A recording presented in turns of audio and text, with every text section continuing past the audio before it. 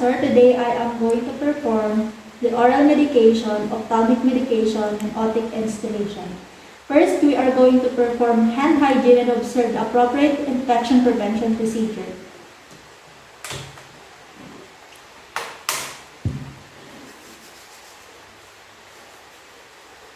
Unlock the dispensing system. Obtain the appropriate medication.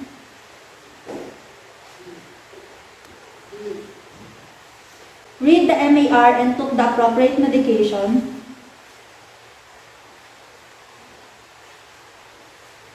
Compare the label of the medication against the order on the MAR.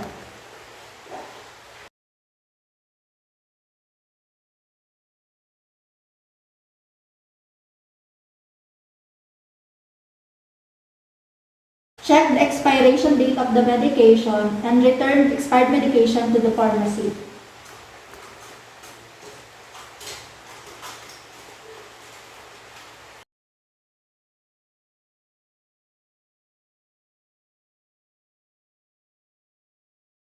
Use only medication that had clear and legible labels. Prepare the medication.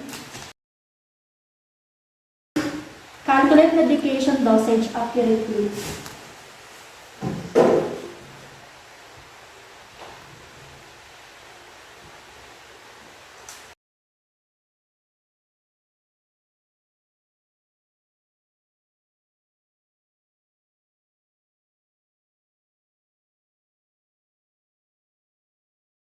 Prepare the correct amount of medication for required dose without contaminating the medication.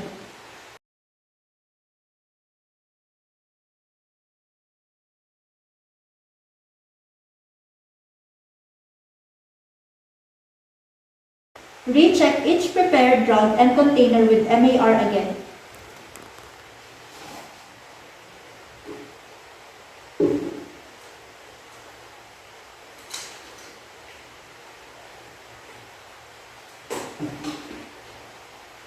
For tablets or capsules, place package unit dose capsules or tablets directly into a medicine cup.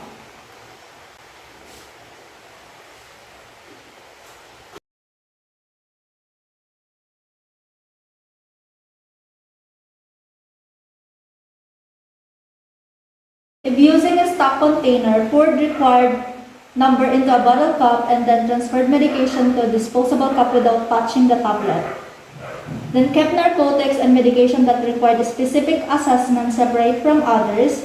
Then broke scored tablets only if necessary to obtain correct dosage. Doon ako sa liquid medication. For liquid medication, thoroughly mix medication before pouring, then discard any medication that had changed color or turned cloudy.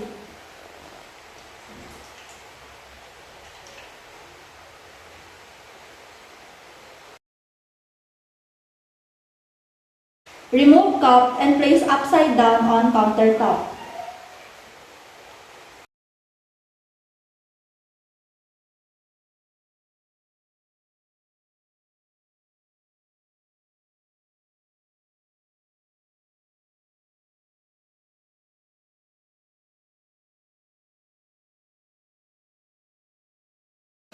Held bottle so label was next to palm of hand and poured medication away from label.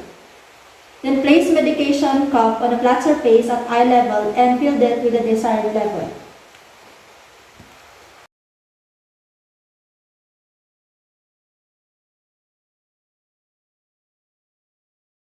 Wipe lid with paper towel before cupping.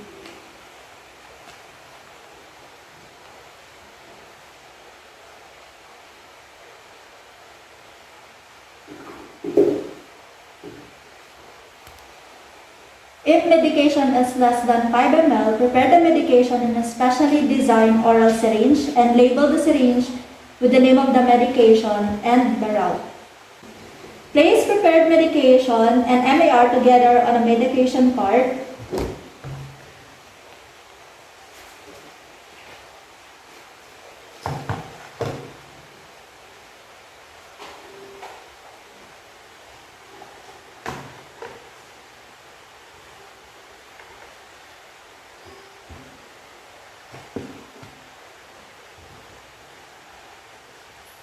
Recheck label on container before returning bottle, box, or envelope to its storage place.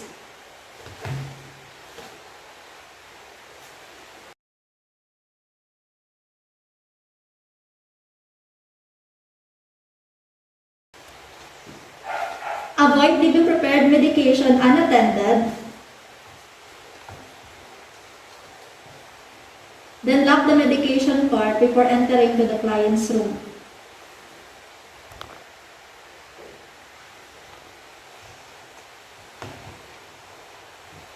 Check room number against MAR if agency does not allow MAR to be removed from medication cart.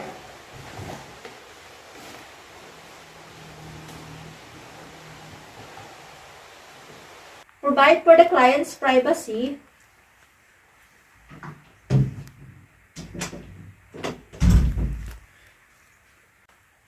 Prepare the client.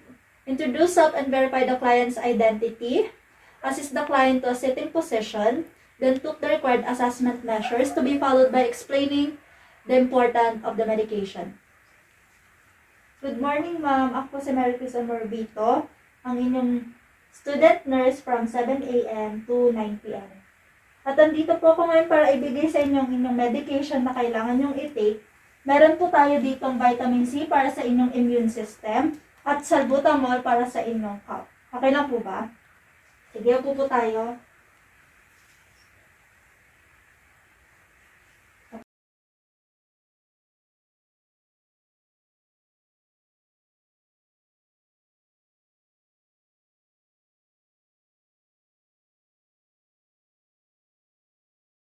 Administer the medication at the correct time, then took the medication to client within the guidelines of the agency, then give client sufficient amount of water or prepare juice to swallow all the medication.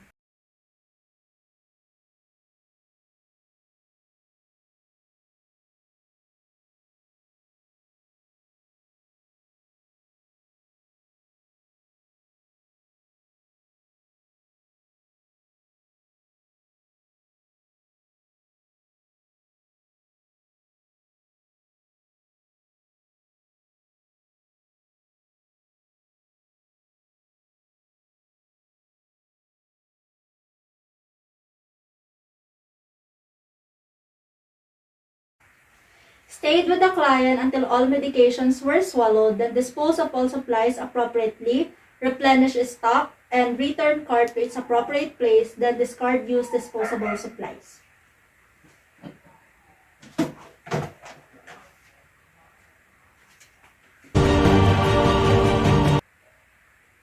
For ophthalmic medication, clean eyelid and eyelashes, applied clean gloves. Use sterile cotton balls, moisten with sterile irrigating solution or sterile normal saline, and wipe from inner canthus to outer canthus.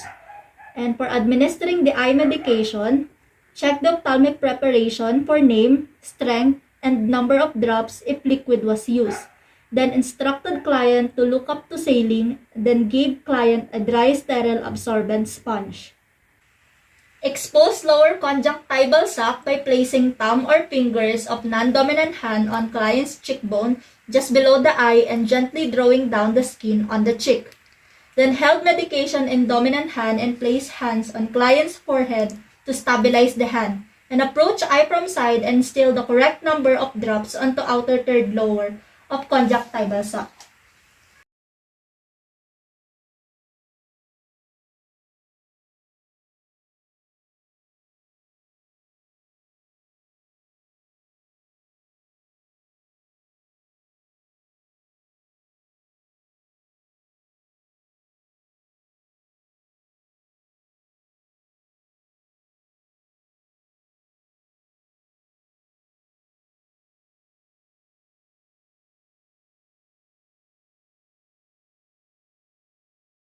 Held tube above lower conjunctival sac and squeeze 2 cm of ointment from tube into lower conjunctival sac from inner canthus outward.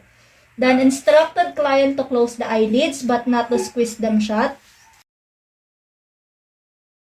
For liquid medications, press firmly or had client press firmly on the nasolacrimal duct for at least 30 seconds.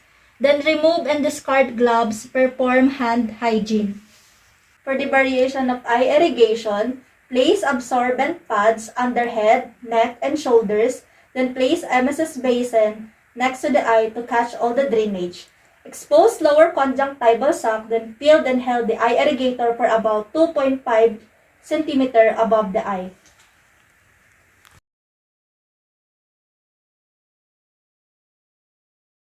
Irrigated until solution leaving eye is clear or until all solution has been used.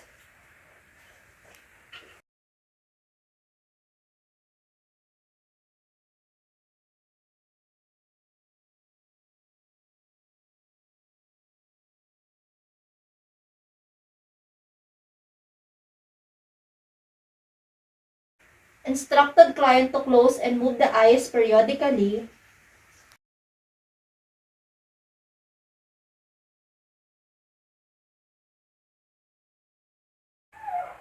Clean and dry eyelids as needed. Wipe eyelids from the inner to outer canthus to collect excess medication.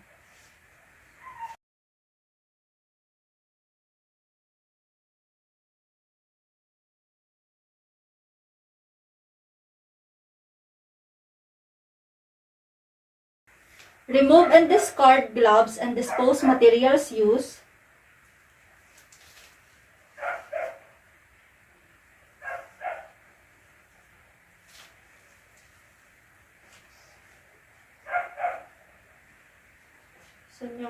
Perform hand hygiene.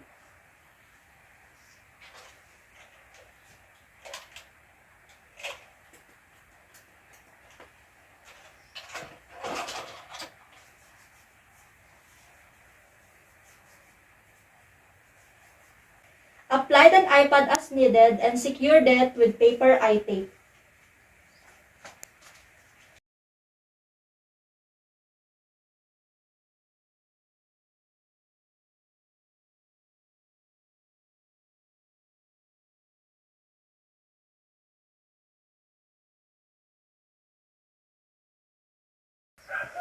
Assess the client's response immediately after installation or irrigation, and again after all the medication should have acted, then document the findings. Assist the client to comfortable position for eardrop administration, then clean the pin of the ear and the meatus of the ear canal. Apply gloves if infection was suspected. Then use cotton tip applicator and solution to wipe pinna and auditory meatus.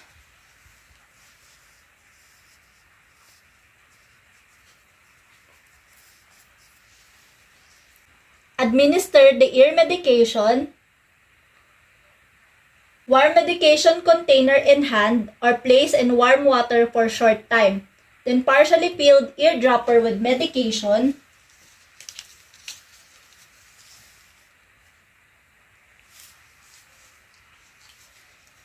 Straighten auditory canal.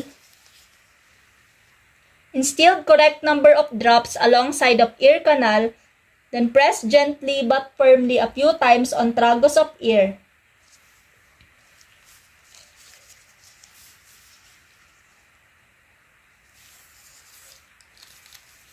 Then ask client to remain in side-lying position for about 5 minutes.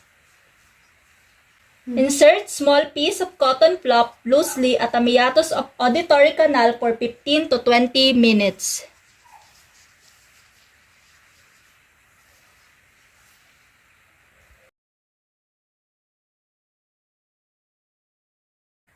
Dispose all materials used in an appropriate receptacle.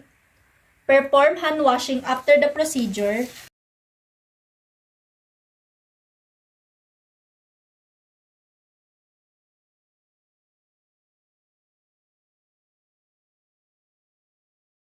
Chart the administration of the drug, writing down the name of the drug, time of the administration, and the site of administration, then document findings.